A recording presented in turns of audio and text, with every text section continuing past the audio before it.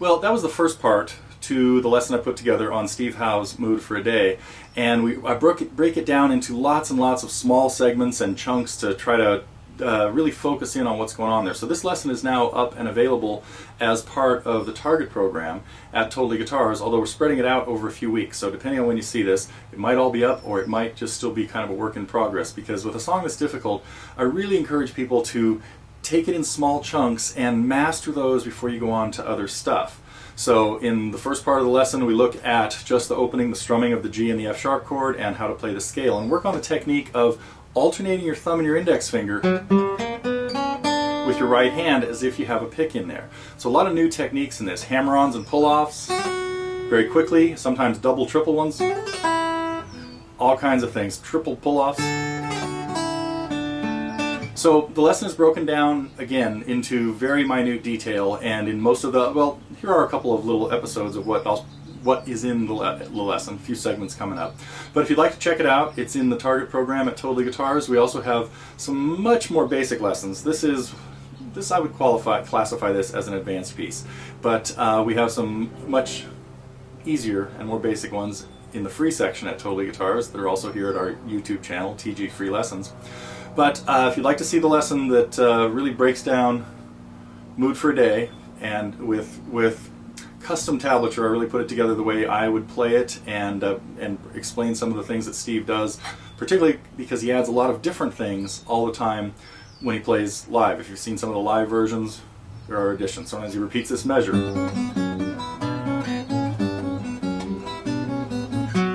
before he heads off into there. So anyway, I think if you want to get started on this, the best thing to get started with a really important technique in here is practice playing a scale, like maybe just a C scale, alternating your thumb and your index finger on alternating notes, and keep that up and consistent regardless of when you change strings or anything. So you're always going down with your thumb on the beats and up with your index finger between the beats. You can even practice just doing this, keeping it on the 6th string. Really important technique you have to do for this. So, here's a little bit of the lesson. If you'd like to check out the whole thing, be sure to come visit us at TotallyGuitars.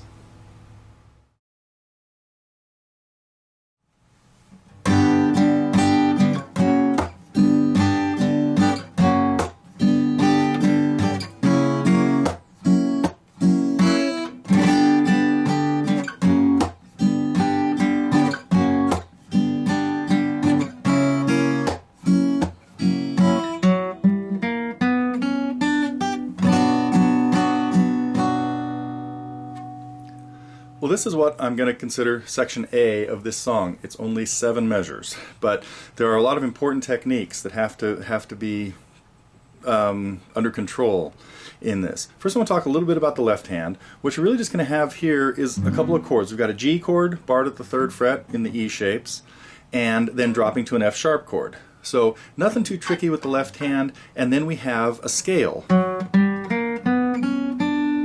With one important thing that happens in there, and that is at one point we're going to hit the D on the 3rd fret of the 2nd string, and then we need the G above it, but we want to flatten out the D to get both of those with the same finger so that we can then keep your 2nd finger ready to land on the B minor chord. So that's all that's happening with the left hand. We've got our G chord and our F sharp chord.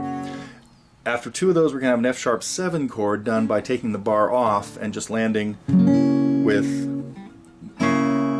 the rest of the chord.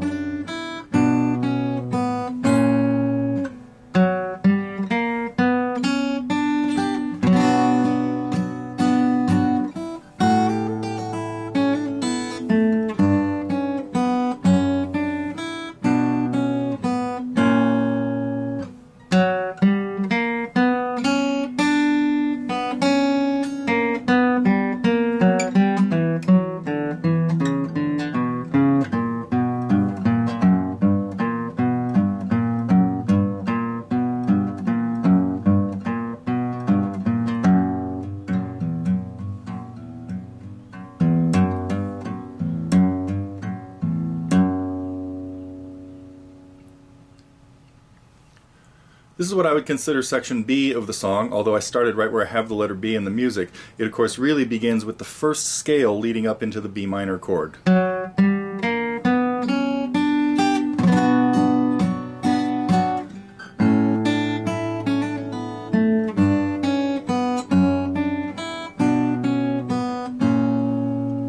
That would be the real beginning. Now this section has, the first section, section A, had more right hand techniques that were very important. This section B has more left hand, and they mostly involve hammer-ons and pull-offs. Aside from then a very rapid scale. When we get to this point,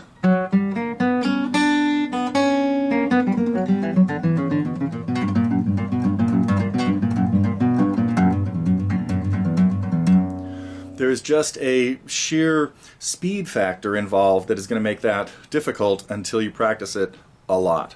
So don't worry about playing it too fast yet, because it doesn't need to go that fast to sound cool.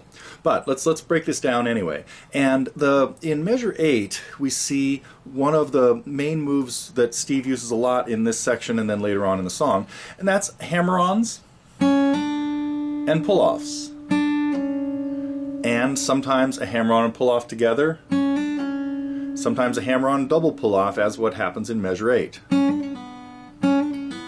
Now, one key to, a couple keys to this. In this case, I'm hitting the 2nd fret with my 1st finger, or the C sharp here, hammering on the D with my 2nd finger, and the hammer-on has to be a very distinct pound. You can't just ease your finger on there like that. So I have to make sure that I put it on with some authority. Then when I pull it off, I have to make sure I pull it down a little ways. And sometimes this will happen. What happened right there was, as I pulled down off the D, I hit the E string. Well, the way I can prevent that is by making sure that my 1st finger is muting the 1st string, touching it, so that it's dead. And then your 1st finger is going to pull off as well. So what we have here is a hammer-on, pull-off, and another pull-off. And those are the moves that have to, so I practice that one independently first. The one from C sharp to D, back to C sharp. And if you hear a little bit of an open E in there when you pull the C sharp off, don't even worry about it. You can hear a lot. That's too much.